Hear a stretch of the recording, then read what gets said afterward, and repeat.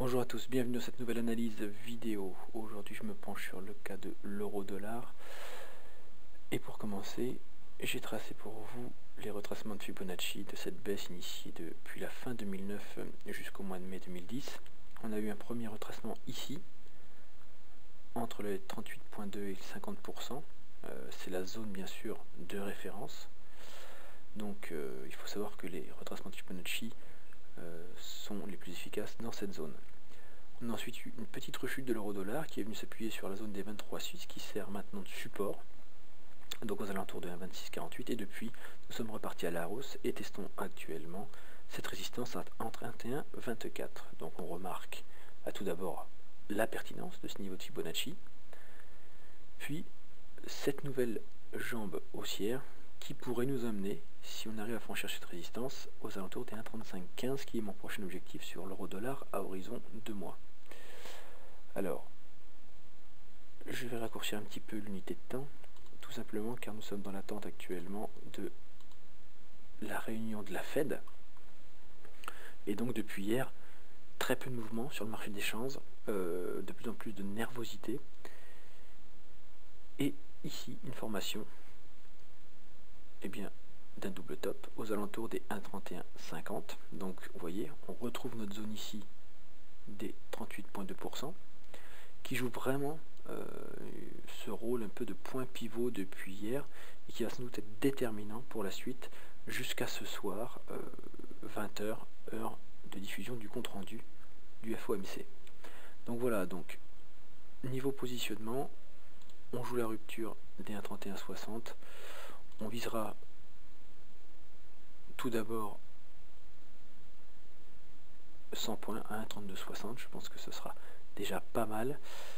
À l'inverse, à la baisse, un niveau important, ce sera ce niveau-là, ce niveau d'overlap. On va mieux le voir sur ce graphique 1 heure.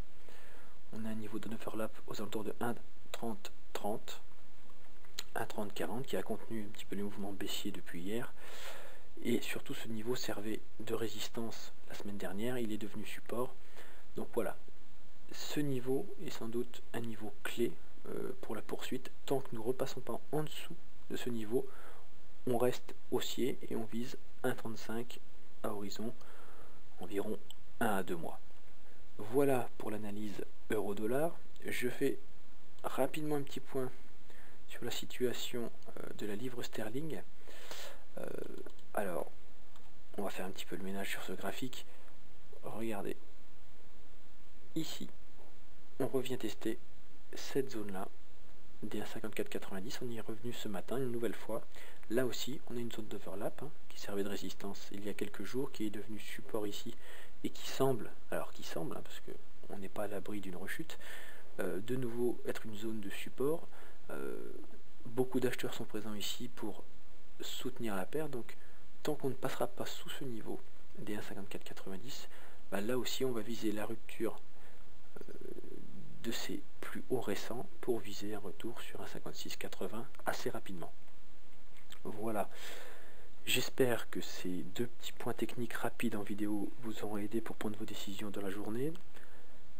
À tous ceux qui étaient au salon du trading ce week-end, je vous remercie de vos sollicitations et de vos questions, comme je l'ai fait déjà sur le blog ce matin. Et en attendant, je vous souhaite une très bonne journée, une très bonne fin de séance et surtout, protégez votre capital. N'oubliez pas que la gestion du risque est le plus important. A très bientôt, bonne journée.